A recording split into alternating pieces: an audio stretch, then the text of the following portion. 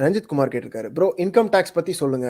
அப்போர்க்க எந்த அமௌண்ட்ட எடுத்துடு அப்போர்க்க அந்த அமௌண்ட்ட எடுத்துடுவாங்களா? இல்ல நம்ப தனியா பே பண்ணணுமா? அப்போர்க்லாம் எடுக்க மாட்டாங்க. ஓகே. இன்கம் டாக்ஸ் அப்படின்றது நீங்க தான் பே பண்ணணும். இது எனக்கு மொத புரியும்போது பயங்கர வியப்பா இருந்தது. ஏன்னா, இப்படிதான் உலகம் ஓடுதா? அப்படின்னு எனக்கு ஒரு பயங்கரமான ஒரு ஒரு ஆச்சரியம். எல்லாரும் என்னடா நானே சம்பாதிச்சு, நானே அதுலருந்து காச எடுத்து, நானே ஃபார்ம ஃபில் பண்ணி, அதுக்கு அதுக்கு அத ஈஸியாலாம் பண்ண வுடல. பிஸா ஆர்டர் பண்றது 5 நிமிஷத்துல ஆர்டர் பண்ணிடலாம். டாக்ஸ் ஃபில் பண்ணி பாருங்க. அப்பா! தலைவலி வரும். பணமே குடுத்தாலும் அத ஒரு ஃபார்ம் ஒரு 10,000 ஃபார்ம் ஃபில் பண்ண சொல்லுவாய்ங்க.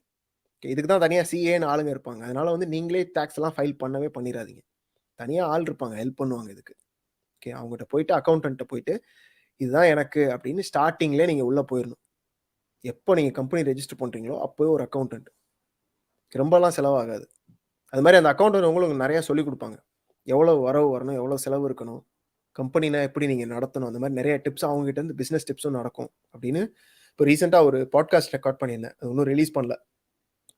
புவி புவனேஸ்வரி அப்படின்றவங்க ஜெல் டாய்ஸ் அப்படின்றதோட ஓனர். என் கூட படிச்சவங்க. அவங்களுடைய எபிசோடு வரும்.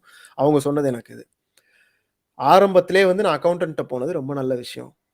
அக்கவுண்டன்ட்டோ, ஆடிட்டரோ ஏதோ பேரு அதுக்கு. ஏன்னா அவங்க சொல்லிக் குடுப்பாங்க.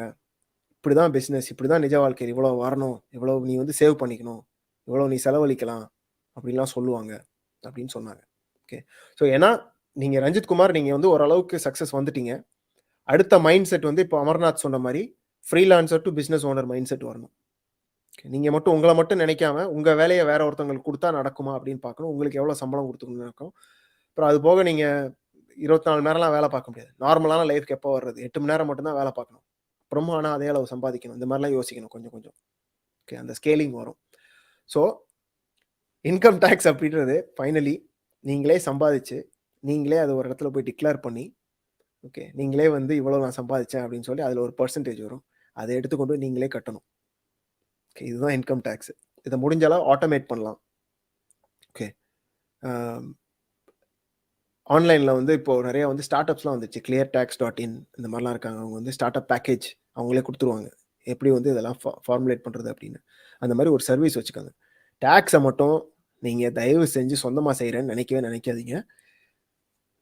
1000த்துல ஒருத்தவங்களுக்கு அதுல இன்ட்ரெஸ்ட் இருக்குன்னு சொல்றாங்க. அது நீங்களா இருக்கலாம். சில பேர் சொல்லுவாங்க, டாக்ஸ் பண்றது எனக்கு ரொம்ப புடிக்கும். இன்ட்ரஸ்டிங்கான வேலைன்னு சொல்லுவாங்க. அவங்கள மட்டும் தான் அப்படி இருந்தீங்கன்னா நீங்க பண்ணிக்கங்க. அப்படி இல்லன்னா எனக்கெல்லாம் வந்து பயங்கர தலைவலியான ஒரு விஷயம்.